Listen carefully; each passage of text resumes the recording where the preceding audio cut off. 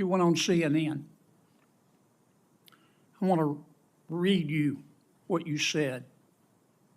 Make sure I'm accurate. Here's what you said. President Trump is not like any sane leader. I'm very proud of General Milley for saying that President Trump is a total fascist. To Bob Woodward, if he, as chairman of the Joint Chiefs, is calling the president a fascist, I'm so proud of him for breaking that barrier. The challenge is because most MAGA Republicans, they don't understand what fascism is. The reality is that they are, in fact, fascists themselves. Did I read that accurately? Senator, I am happy to discuss my personal perspectives with you separately at any time. That's not the purpose of the hearing today. Did I read that accurately? I believe so, yes. Yeah. The Senate hearing exploded into chaos when John Kennedy confronted a retired general and immigration experts over shocking comments about President Trump, border security, and the American people. What started as a discussion about immigration policy and military involvement quickly turned into a fiery political clash filled with accusations, tense exchanges, and uncomfortable silence. Kennedy wasted no time pressing witnesses on whether America's border crisis was intentionally created and whether open border policies had damaged national security. But the hearing reached another level entirely when the senator pulled out past comments calling President Trump crazy and a fascist, forcing the room into a heated confrontation. As cameras rolled, Kennedy aggressively challenged the witnesses over elitism, immigration, and accusations against conservative states like Texas and Louisiana. Thanks, Senator Klobuchar. Senator Kennedy. Thank you, Mr. Chairman. Mr. Arthur, you are with the Center for Immigration Studies, is that right? That's correct, Senator. And that's a nonpartisan think tank, is it? It is, sir. Okay. The border is an open, bleeding wound, isn't it? That's a fair way to characterize what's been going on for the last 4 years, sir. The southern border is chaotic by design, isn't it? Yes, it is. I've been covering the border for 3 decades, and yeah, it's pretty chaotic. Would it be fair to say that the broken southern border is man-made? It would be fair to say that, sir, based on policies that have been implemented. And that man's name is Joe Biden, isn't it? That would be a fair assessment, yes, Senator. Under President Biden, if you wait in line for legal immigration, you're a chump, aren't you? When you look at the benefits that have been given to people and the speed at which they've been released into the United States, I would be chagrined if I were waiting. You're a chump, aren't you? Yes, sir. General, Yes, you Senator. believe in open borders, don't you? I believe in the rule of law, sir. Right. And it makes you angry that President Trump does not believe in open borders, doesn't it? Senator, I'm not here to discuss immigration policy. I'm here to discuss whether or not we use the military to enforce it. And it makes you angry that most Americans don't believe in open borders, doesn't it? Not in the slightest, sir. Again, I am not here to discuss the immigration policy. Yeah. Duty, honor, respect, you talked about that Yes, in Senator. your opening statement.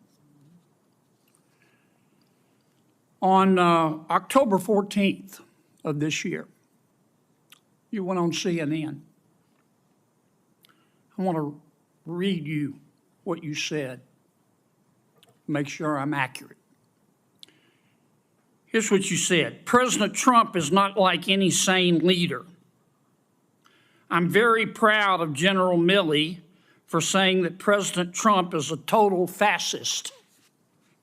To Bob Woodward, if he, as chairman of the Joint Chiefs, is calling the president a fascist, I'm so proud of him for breaking that barrier.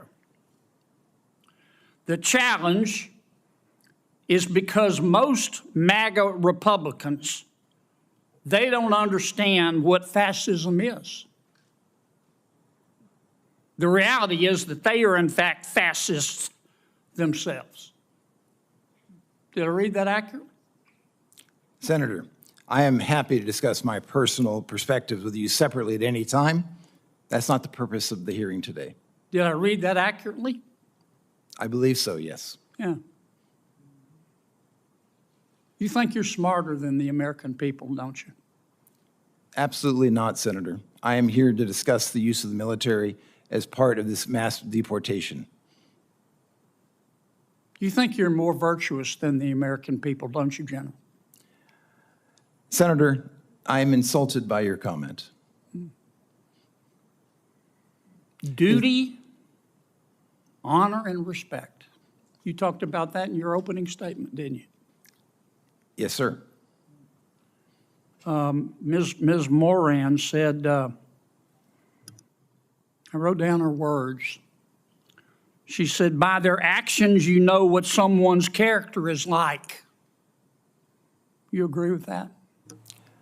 Senator, for 35 years, I served my country with absolute honor and distinction, and I will continue to do so. You agree with what Ms. Moran said? Of course. Mr., we've got a few minutes left. 23 seconds. Well, actually, you let Ms. Klobuchar go well over, so I'm assuming you'll extend me the I'll same. give you the courtesy. same minute I gave to her. You gave it a minute 20. I timed it. You're using. I watch you using like a hawk, Dick. Mr. Melnick, Mr. Reichlin Melnick, you believe in open borders too, don't you? I do not, Mr. Kennedy. Okay. On November 1st, 2022, you tweeted, both Texas and Louisiana have their knives out for black immigrants. Do you remember that tweet? I don't, but it's quite possible. What Texans, it's not only possible, it happened. You're not denying it, are you? No, I'm saying, referring What to the Texans? context. Who I are you actually talking don't to? know the Who context. are you talking to about who in Texas had their knives out for black immigrants? Guessing the context, but my suspicion is Give that me it a has to name. do the Give me a Attorney name. General Ken Paxton and Give the me a Attorney name. General of Give me a Louisiana. name. I just did. You don't have a name, do you? I just said Ken Paxton. You don't have a name, do you? You just said it, didn't you? Just said Ken Paxton. All right, how about Louisiana? You said Louisiana has its knives out for black immigrants. Who in Louisiana were you talking about? Again, I'm not certain. That was 2 years ago, and as I'm sure you know, much has happened in the last 2 years. Well, did you say it? Again, I do not remember the context, But you don't. Senator You Kennedy. said somebody had their knives out from Louisiana for black immigrants, but you don't know who they were. You just said it. I said the Attorney General of Louisiana and Texas, and I believe this referred to specifically lawsuits brought and arguments that were made in court that the arrival of Haitians I'm out and of time, others but I were want to get you inherently on the dangerous, record. which was You not. Thank you very much, Senator. Believe Appreciate that the your Attorney questions. General at that time of Louisiana had his knives out for black immigrants. That's your testimony. Given their Thank you, litigation Senator Kennedy. conduct, yes. Senator Hirono. Thank you, Mr. Chairman. In the end, Josh Hawley stood firm in defending law enforcement, border security, and the concerns shared by millions of Americans who feel ignored by political elites. Throughout the hearing, Hawley pushed witnesses to give direct answers while challenging what many supporters see as dangerous rhetoric and failed policies surrounding immigration and public safety. His questioning style was aggressive, focused, and clearly aimed at holding officials accountable for statements and decisions that impact everyday citizens across the country. Supporters will likely view Hawley's performance as a strong example of leadership, especially as he confronted controversial comments and defended the importance of national security and the rule of law. The hearing also reinforced Hawley's reputation as one of the Senate's most outspoken conservative voices, willing to challenge witnesses head-on without backing down under pressure. By the conclusion of the exchange, Hawley had successfully turned the hearing into a broader conversation about accountability, patriotism, and protecting American communities from policies many voters believe have failed them.